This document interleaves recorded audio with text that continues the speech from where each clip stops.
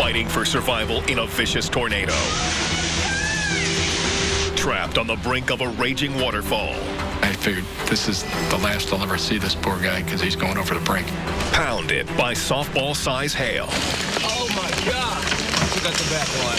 From an icy water rescue of a four-legged pal. You could see the ice had started to form on the edges of her fur. To a crushing wall of snow. I was trying to think about what I had to do now, because I was dead otherwise. And an Arctic trip that will leave you in awe of Mother Nature. I can't believe it. This is spectacular. Plus, a summer windstorm that quickly turns deadly. It's all ahead on this wet and wild edition of Weather Caught on Camera. That is cool.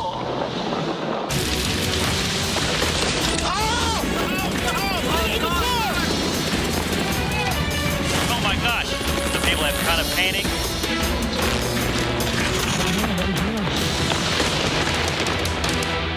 A late season run may be a professional extreme skier's last. That day was not a really safe day. We knew it. When an avalanche threatens to end his career. So that whole piece of mountain just like cracking, all the way. It's the end of the ski season on the Swiss side of Mont Blanc.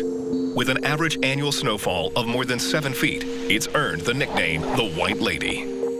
French professional free skier Julien Lopez wants to get in one last day of filming for a new movie before warming temperatures weaken the slopes.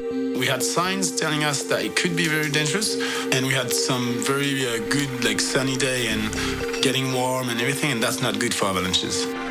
Exploring the rugged terrain from the air, Lopez spots a steep, unskied face. So we were flying around, and I was like, all right, maybe we should stop here and I'll have a look at this face, and if it works, we go. Lopez decides to go for it, but seconds after he takes off, he realizes his life could be in danger. I know that it's not safe to ski there. As soon as I make my first turn, I saw that whole piece of mountain just like cracking, all the way. As the slope gives way, Lopez is able to ski ahead of the slide. His first reaction is to cut left to find safety behind a wall of rocks. But there is no refuge there. When I look at left, I saw the whole rest of the mountain was going down as well. On the video, you can't really see how big it was. It was just massive. Lopez has a split second to come up with a plan B. When I realized it was really big on the left as well, I decided to turn right. For a moment, it looks as though he might outrun the avalanche. And boom, there was a kind of a bump or something, and I turned right and crashed.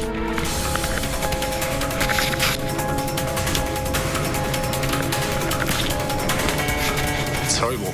Just it's like having someone smashing your face. Pummeled by the brutal wave of snow, Lopez hangs on for dear life. I didn't have time to realize how big it was, how scary it was. I was trying to think about what I had to do now, because I was dead otherwise. As an experienced backcountry skier, Lopez is wearing emergency avalanche gear. I had a backpack, those backpacks with balloons that inflate, and that helps you to stay above the avalanche. But in the roiling turmoil, Lopez can't find the cord to inflate the balloons. And I was trying to pull it. You have a trigger that you have to pull. I was not able to find it. Then, just as he's about to lose hope, Lopez finds the cord and the survival balloons inflate. But I wasn't already under the snow. But it helps me. It helps me a lot. I think without the balloons, I wouldn't be alive. Finally, the torrent of snow begins to lose its momentum. When it starts to slow down, that's the worst part. Because when it's slowed down, it's like being into concrete. You really have to be focused on that and trying to manage a little bit of your energy to be able to make a hole and be able to breathe into it. Otherwise, you get snow all over your face and you can't breathe anymore. Pinned under heavy snow, Lopez wonders if his friends will find him before another avalanche sweeps down the mountain. I knew that they know how to use the equipment and they will find me really fast. But if they get caught into another avalanche on top of that, then they're dead. Lucky for the men, there is no second avalanche. And after 5 minutes, Lopez's friends find him buried just beneath the surface, unharmed. It goes fast, but at the same time, it's the longest minute of your life, You're just waiting for people to come and save you. As soon as they got me, first I gave them a big hug. I was like, thank you, man. And then I was like, call the heli, and the heli, we didn't need to call him. He just flew in and grabbed us and took us away. A world away from the hazards of avalanches, a breezy day in a tropical paradise blows in more than some locals bargain for. Little tornado just strike. September 17th, 2013. A normal day for Nassau Airport construction workers and brothers Neil and Dane Knowles. The Caribbean winds are picking up, but the airport needs maintenance done on the tarmac. It started off a very rough day with breeze and with us contemplating whether we should go to work and operating the cranes or not. Being reluctant, we still went, and we were able to get the poles up. Just as the brothers finished the job, the weather turns ominous. Upon completing the job, that's when we noticed some clouds coming in, and it just picked up. I saw what I thought was a water spout starting to form, and we called the guys together, and we were like, oh, look at this, The men spot a small funnel coming off of the nearby lake. They pull out their phones and begin filming. They've seen water spouts before and are unfazed by the funnel. Being an avid boater, we're always seeing the water spouts over the oceans and everything, and I thought that's what this was going to just be. It was an awesome shot. I mean, it was beautiful. I mean, it was if it would have stayed there. After a while, the spout loses energy and disappears, but the calm in the storm is short-lived. Soon, Neil and Dane spot another, more menacing funnel on the horizon. God, look at that. There was a smaller one, which is the normal, and then it shifted quickly to, oh no, there's another one. This one did not dissipate. This one continued, and it got bigger and bigger. The second funnel was a little more intense. You can see it had an attitude with it, and it came down with purpose. It soon dawns on the brothers that this is not just a water spout, but a full-blown tornado. The first one on the island in over 2 years. It's coming this way. We watched it cross the runway and started to come across to us. We were in the middle of the runway with no buildings. There was nowhere to go. It wasn't stopping, that was the moment I called from brother, like, what's plan B? Do we run inside? Do we keep filming? We saw that there were planes being overturned, and the tornado just came straight across the general aviation section with the small private airplanes, and the tornado didn't seem like it was getting any smaller. So we decided to get out of there. As several small planes are tossed by the tornado, the men escape to safety near the terminal. But it is an event that they will never forget. I've never seen anything that size. I mean, I probably won't see anything like that again. We were lucky that day. Coming up, a far bigger tornado wreaks havoc on a quiet community. When you hear the sound and the noise, you don't think anything's going to survive this. And later, tragedy strikes at a state fairgrounds. In my head, I'm thinking, oh God, this is the end. When weather caught on camera continues. An enormous tornado rips through a small Midwestern town. Holy moly. All right. Holy. Wiping out everything in its path. Oh, my God, Josie. The neighbors' houses are gone. November 17th, 2013. Washington, Illinois builder Mark Wells is enjoying a Sunday morning at home with eldest daughter Josie when a tornado warning appears on her phone. There's always tornado warnings or tornado watches, and then so it's when you hear those a lot, you never think it's gonna happen, because it's just there are always warnings and nothing ever happens. Unlike Josie, Mark is excited by the prospect of a tornado. I used to chase storms quite a bit years ago with my VHS, and every time there is a storm, I'm always out there looking, hey, where's the tornado? I want to see it.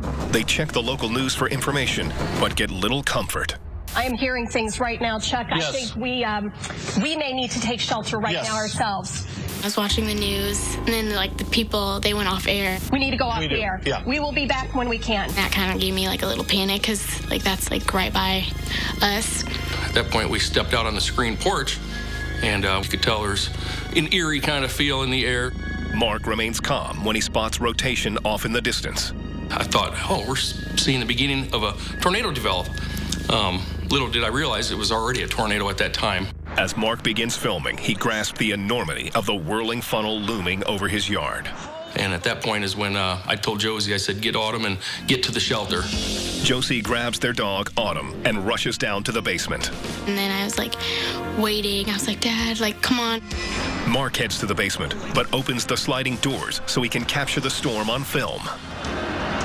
What he sees both surprises and terrifies him. Holy moly. All right. Holy. I realized that debris is larger than it looks, and I was like, wow, this is a tornado, and it's coming right at us. All right, I gotta go. That's when I kind of ran back to the shelter where Josie and Autumn were. I'm coming, honey. Where you at, hon? All right, stay down, honey. Oh, Josie. I said, hang on, this is gonna hit us. Josie texts her mother and sisters who are at a cheerleading convention in Indianapolis. I was like texting her and I was telling her like, Mom, the tornado's in our backyard. Then I couldn't text her after that because like there was no service. And the sound just kept getting louder and louder, and you could start to hear debris blowing through the windows, breaking windows, a lot of thumping. The EF4 tornado bears down on the house, smashing everything in its path. Uh-oh. We're gonna get some here, honey. We're thinking, are we gonna make it through with this? Are we gonna be safe? I hope somebody. Right when it's on top of us, that whistling and hissing and roaring sound was pretty intense. We were terrified. Oh my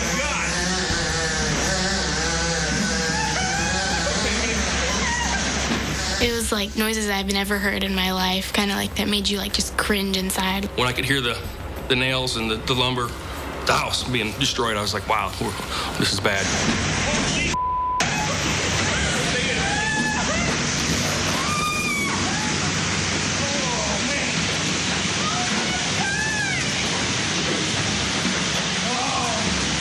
Is this going to suck us out of this room? Or is this room going to stand up to this storm, you know?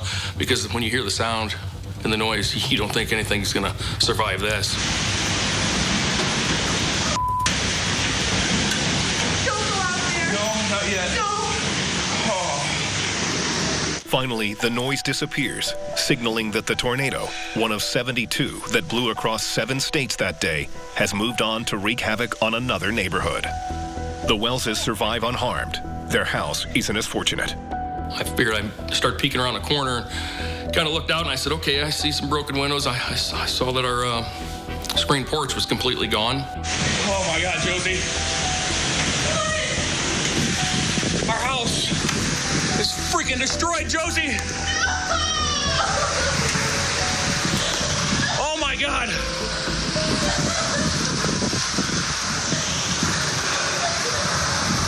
Where's Autumn?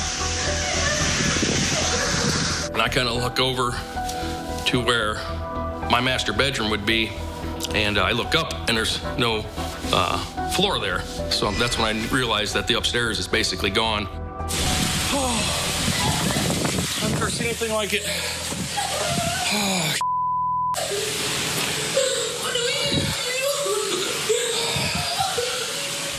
Mark fears that what remains of the ceiling could give way at any second, trapping them inside the debris. And that was my concern there of the structure could, the floor could collapse in on us over our heads. Come on, Josie, let's get out of here. The tornado's passed. We got to get out of here and get to...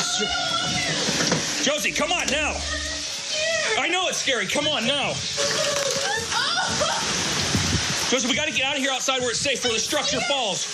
The Welleses emerge to find that the tornado has spared no one. I can't believe this happened. Oh my God, Josie. The neighbors' houses are gone. Oh, damn, I hope nobody's hurt. It was almost like you felt like you were in a war zone, like a bomb just went off. I looked out and all the houses behind me were just destroyed, and then like there was cars flipped. I was more worried about getting to the neighbors and looking for bodies. I just thought for sure there's got to be bodies everywhere. I was walking around with flip-flops and jumping through piles of debris looking for my neighbors, and as I started going down, people started popping up out of their basements, and that was quite a relief. start seeing your neighbors. Later that night, Mark and Josie are reunited with the rest of their family. That was probably the biggest hug ever for the wife and the kids. So it's a great moment. When we return, a violent windstorm rips through an outdoor concert. Then, a bizarre blackout on the Central Plains. Look how dark it got. It's the Dust Bowl. When Weather Caught on Camera continues.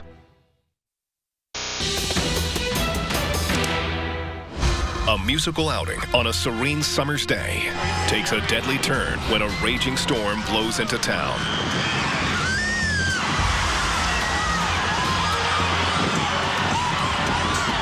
It's August 13th, 2011 at the Indiana State Fairgrounds.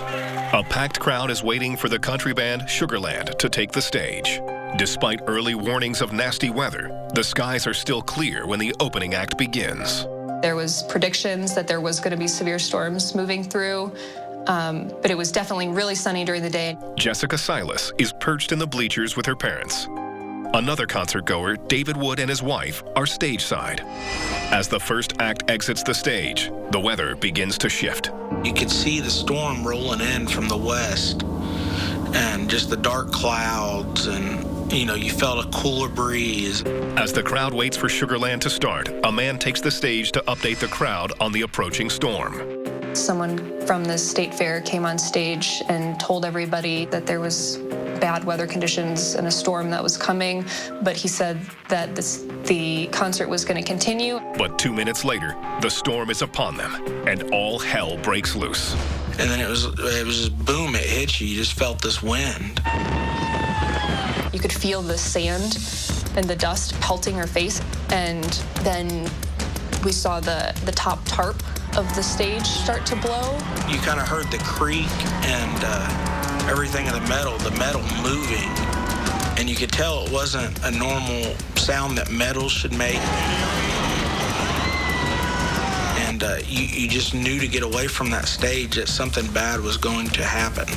Unable to withstand the 59-mile-per-hour winds, the stage gives way.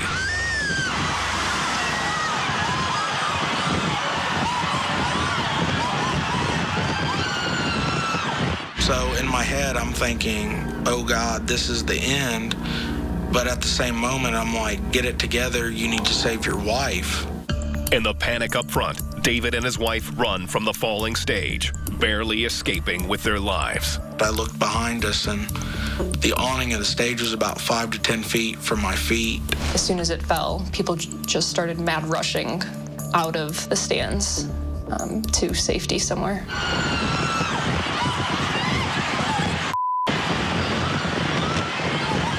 Dozens of people are pinned under the wreckage. David Wood climbs into the debris to look for survivors. I just crawled back through the joists of the metal, the steel, and came across a little girl that was screaming with her mother for help. Once I knew she was in good hands and safe and was going to be helped, I moved on to help other survivors. 7 people die and 58 are injured in the stage collapse, demonstrating the destructive power of a thunderstorm's straight-line winds. I still go out on my porch and look at the storms coming in, but I definitely do think back to what had happened and how a lot of families were affected that day. Never underestimate the power of wind. In one Midwestern town, it turns day into night. Look how dark it got.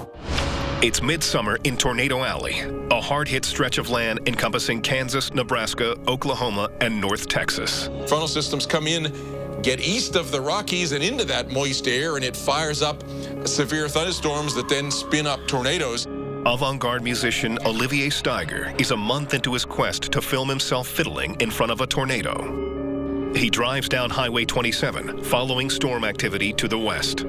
This is Syracuse, Kansas. His search for a tornado turns up empty today, but wild weather comes in all shapes and sizes. Looming before him is a gigantic haboob. A haboob is a dust storm that has been kicked up by the wind. Usually in the United States, it's from a thunderstorm wind. It looks like just a cloud bank on the ground that is coming toward you, except that it's a wall or a cloud of dust. The haboob rushes in, growing in size as it crosses the road. Gosh, this is amazing. Quickly turning day into night. But look how dark it got. And the street lights are on. It's the Dust Bowl. It's only 5 p.m. on what should be an otherwise bright afternoon, but Steiger must drive through the eerie streets of downtown Syracuse looking for a way out of the suffocating cloud. The haboobs are very dangerous for any kind of vehicles once you're inside of it. With the visibility reduced to near zero, traffic accidents are a real problem. Eventually, he's able to escape from the massive haboob. Gaining some distance from the storm, he sets up his camera to marvel at the strange beauty as it rolls out of town. Coming up, standing on the edge of an enormous waterfall. I figured this is the last I'll ever see this poor guy because he's going over the brink. And knocked down by gigantic hail. We're going to lose the windshield, man. When Weather Caught on Camera continues. A freezing day on the edge of North America's largest waterfall could be one man's last. We knew it was only a couple of steps, and he'd be going over the edge. It's March 19th, 2003. Sheriff's Department helicopter pilot Kevin Caffrey and his partner receive a call from the New York State Park Police.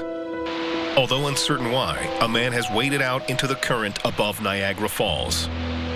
When we arrived, we were absolutely amazed. The gentleman was standing within a few feet of going over the edge.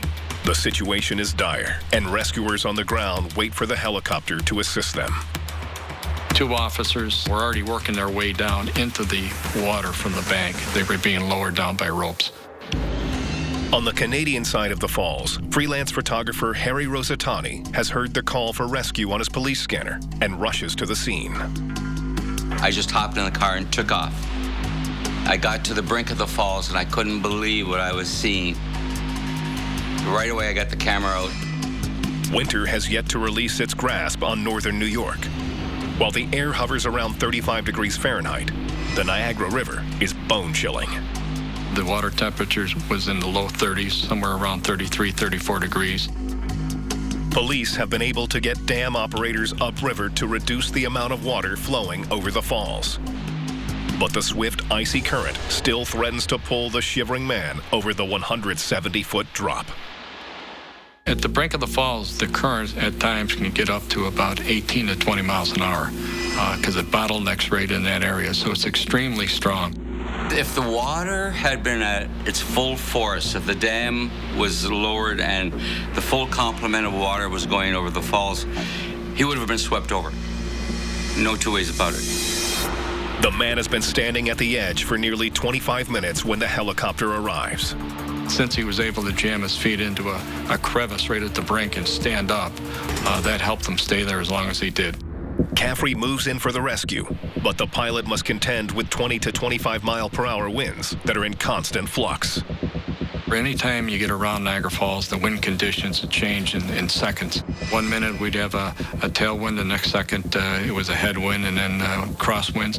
It was extremely challenging to be flying that low, that close to the falls. Caffrey and his partner lower a basket down towards the falls. But because of the wind conditions and the wind currents and the drafts, it was just almost made the aircraft uncontrollable because of the tailwinds. The men drop the basket off on the bank as they reassess the situation. They then decide they'll try and get a life ring out to the man. We knew because of the tremendous rotor wash that comes off the blades of the helicopter, the minute we got close to him, there was a good chance we could knock him off his feet, and probably that would be the end of him. Then, their worst fears are realized. He started to stumble and immediately fell into the water. We knew at that point there was only moments for him to live. And I figured this is the last I'll ever see this poor guy because he's going over the brink. The officers beside me that were watching this, and they're looking at me and yelling and saying, "Are you getting this? Are you getting this? This guy's not going to make it." Everyone is stunned when they see the man hold his ground. From what I could see, The man clawed his way back to where he was originally. He had a real will to survive, and I was absolutely amazed that when he fell, that he was able to grab on and hold on to a rock for as long as he did before we got that ring to him. Caffrey's partner throws the rescue ring out to the man. He's got it. I was lucky enough to go right into his arms, and he grabbed onto it. When he did, the firefighters and police on Terrapin Point started pulling in the rope, and this gentleman just skidded right across the brink of the falls. Although he has a firm grasp on the life ring, he's hardly out of danger. When he came across the brink and as he got to shore, he was sucked underneath a ledge, an ice ledge, and he disappeared from our sight. Initially, we couldn't see him from the aircraft, and we thought for sure that he had perished going over the falls. It feels like an eternity to Caffrey, but moments later, the man reappears, still holding on. When we saw him get dragged out of water, we were absolutely thrilled. Not only for the victim, but also for the firefighter and police officer that were in the water, that they successfully made it back to shore. Without a doubt, in all the years I've been on the job, I've never seen two officers closer to getting killed than those two guys. Although safely on shore, the man has passed out and is rushed to the hospital with severe hypothermia. When we saw the individual, I mean, he was totally unconscious. We were absolutely amazed that he was able to hold on to the rope as long as he did and not go over the falls. I've never seen anybody get that close and survive. It was amazing. Some people fall into dangerous weather. Others go looking for it. When two storm chasers are on the prowl, dangerous weather is never far behind. Oh, my God. Oh, I took out the back one. It's summer in Central Texas. Simon Brewer and Justin Drake track a thunderstorm in their car, hoping to spot a tornado. The thunderstorm was really intensifying, and we pretty much had one shot to get near it, especially near the updraft base where a tornado might develop. Whoa, look at the scud. Moving towards the rain. But then it got closer and closer to us, and it looked like, this thing isn't going to produce a tornado, but we could tell it was going to produce really, really big hail. The moist, unstable Texas air mixed with the dry Mexican air updrafts creates the perfect condition for monstrous hail. Even before the hail started to hit us, we could hear it coming. Oh, hear that? There it is. Yeah, I hear some hail now. You could hear like thwack, thwack, thwack off in the distance. Whoa. Oh, this looks brutal. I've seen people carted away with head injuries, with broken arms. I mean, hail's dangerous. It can kill people. It has killed people. Despite the dangers, Brewer and Drake drive towards the storm. So normally we would try to avoid the hail, but this time we're like, let's just take it and see what happens. Suddenly, the pair find themselves in a torrent of softball-size hail. The first hailstones start falling around, and I mean, they're hitting the road and they're exploding. Brewer pulls out a camera, capturing the assault on the back of the car. We're gonna lose the windshield, man. Then they start hitting the vehicle, and almost immediately, the back window just shatters. Oh, my God. Oh, I took out the back one. A dash cam catches the hail as it bounces off the hood, cracking the front windshield. Oh, man.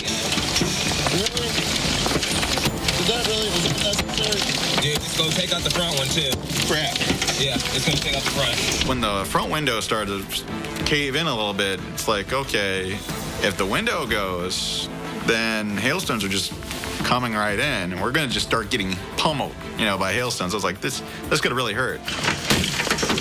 You okay? Here, put on your sunglasses so your eyes don't have to worry about getting your eyes hit. The front window cracks and breaks, leaving the duo exposed to the elements. But seeking cover is not on their minds. Before the last hailstone even stopped falling, we were running out of the vehicle to go pick up hailstones and measure them with a ruler. The 3 to 4 inch hail has destroyed the windshields, dented the body, and cracked the grille. For Drake and Brewer, just the price of the chase. Coming up, a breathtaking vision at the end of the earth. Like a light switch, neon green just illuminated the sky. And a nick-of-time rescue that hits close to home. You could tell she was starting to get more and more nervous, that she couldn't get up on top of the ice. when Weather Caught on Camera continues. A photographer's dream is realized at the end of the earth. I'm just standing there like, it's happening. I can't believe it. This is spectacular. It's December 2012. Extreme photographer and part-time storm chaser Mike Tice is on assignment in the Yukon. While there, he spots a strange glow on the horizon. The first time I saw the Northern Lights was in Whitehorse. It was actually only barely faint on the horizon, and I actually thought it was the glow of a city. But then again, I thought, there's no city out that direction, so this must be it. Tice has traveled the world to film tornadoes, hurricanes, and volcanoes. But one phenomenon still eludes him. I had seen all these things. The one thing that had been missing for my whole life was Northern Lights. I had always wanted to see the Aurora Borealis. What happens is you have these solar flares or this energy that comes off the sun. And when it hits the atmosphere of the Earth, it causes these different colors to illuminate in the sky. Realizing this might be his only chance, Tice rents a car with plans to drive the 16 hours from Whitehorse up to the Arctic Circle. There was a lot of planning involved. I talked to a lot of winter survivalists in case the car broke down. I asked what could go wrong, and I was prepared. Tice begins driving north on the Dempster Highway toward the Arctic Circle, where at this time of year, temperatures can drop to 40 below. Along the way, he encounters blizzard conditions, threatening to derail his journey. I would just literally pull the car over on the side of the road and just wait it out. You couldn't see anything. It was blinding snow. There was different things that happened along the way, like they kind of made me almost turn around. So that probably added to the whole element and just made it probably the best trip of my life. After a long and treacherous day of driving, Tice finds himself alone at the Arctic Circle. I had a little bit of fear of going alone. Strength in numbers, I always do believe, especially with hurricanes and things like that. But there's also this side of me that I am the most connected with nature when I am alone. Stepping out of the vehicle, Tice is shocked by the severity of the 49 below Fahrenheit temperature. You have to have all your skin covered. If anything is exposed in a very short amount of time, you could start to get frostbite. You can't turn your car off in those conditions. You won't get it restarted. He sets up his camera and begins shooting. It was just such a magical experience to be the only one standing there.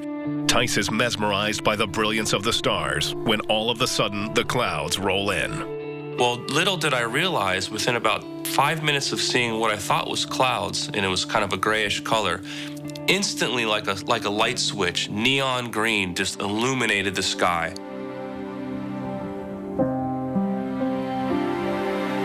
This little stripe of green started and was moving like this and dancing, and then the edges were rolling out, and the show was on. I'm just standing there like, it's happening. I can't believe it. This is spectacular. Taking the pictures, looking at it on my camera right away. I just couldn't believe what I was capturing. The glow over Whitehorse earlier in the week is no match for the vibrant purples and greens of the Arctic.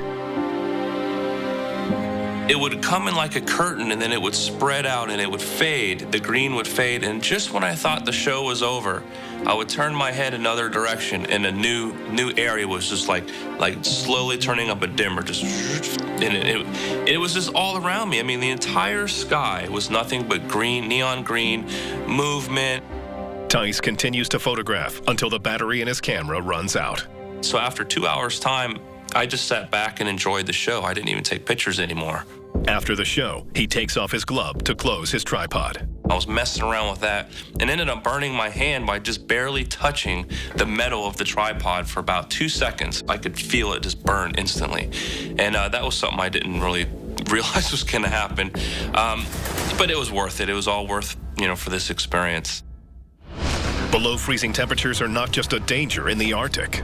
Come on, Crosby, there you go.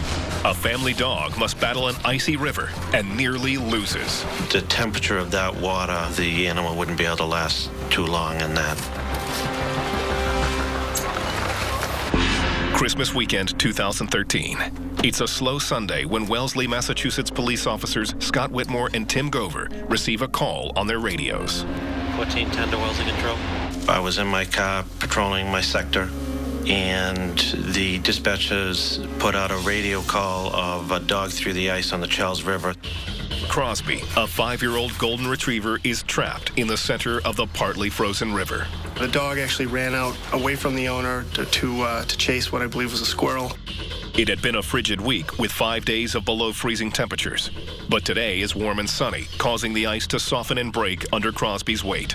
Every time she tried to get up on the ice, more ice would break. So her being so far offshore, there wasn't a chance of her making it back to shore at all. Crosby did seem very frightened. You could tell she was starting to get more and more nervous that she couldn't get up on top of the ice. And I think Crosby's a fairly good swimmer, but the cold water really gets to you quickly. And humans, we know that it starts to shut down your extremities first and starts inhibiting your higher brain function, so you can't really think anymore. It's the same way with the dog. The dog had been in there for a while.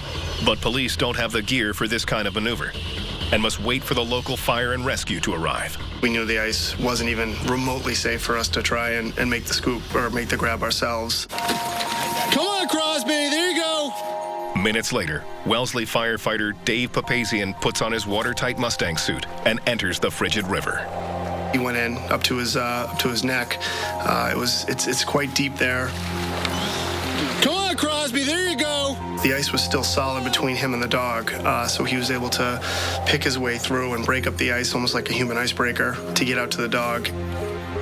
Papazian must be careful that the panicked dog doesn't injure him.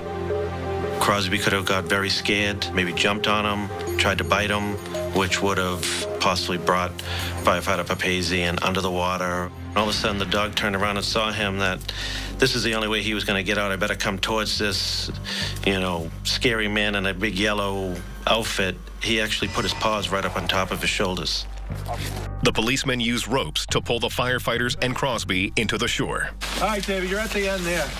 We did have to go slow because some of the ice that was formed, he had to keep on breaking it, so we didn't want to pull him right into the ice, which would possibly pull him under. The dog had pretty much given up swimming at that point. I don't know how much longer Crosby would have had without intervention by the police and the fire department. 10 minutes later, Crosby has made it to safety on the riverbank. Firefighters and dog are out of the water. Crosby made right for Officer Gover and the rest of the firefighters. Crosby, I think, knew that she was in trouble at that point. You could see the ice had started to form on the edges of her fur. Officer Gover towels her off in his car. Crosby was back in action, golden retriever hair all fluffed up and ready to go. And she looked quite relieved to see her owner. When we return, whirling water enthralls a family on an afternoon outing. My daughter only weighs about 75 pounds, and I didn't want to risk her winding up in Kansas. Plus, a strange phenomenon overtakes a Chinese beach. I certainly wouldn't want to go swimming in it. When Weather Caught on Camera continues. A family out for a day of water sports That is cool. is captivated by a whirling funnel of water. The waves were going straight up. It was like it was a vacuum type effect. It's Labor Day 2013 in Pensacola, Florida. Despite the possibility of thunderstorms, the Hill family takes their speedboat out on the bay. We were just out on the boat to go kneeboarding and wakeboarding, try to catch a break between the storms. And while we were out there, it started to get kind of cloudy and nasty. We saw 3 storms, all coming from different directions, and we knew we had to make a run for the bridge. As they head toward the shelter of the bridge, something other than the thunderstorm catches their attention. The first thing we saw was the water swirling, and it was an odd look to it, didn't know what was going on. And in just a few seconds, we noticed that it was beginning to dip down from the top, and it dawned on us this was a water spout forming. That's cool. Go over there. Robert John captures the water spout on his phone. And as it became bigger and bigger and more, formed and went all the way down to the ground, we just kind of kept circling around it to film it. The boy urges his father to head towards the weather system. Go over to it. But he positions the boat far enough away to avoid getting caught in the 75-foot spout.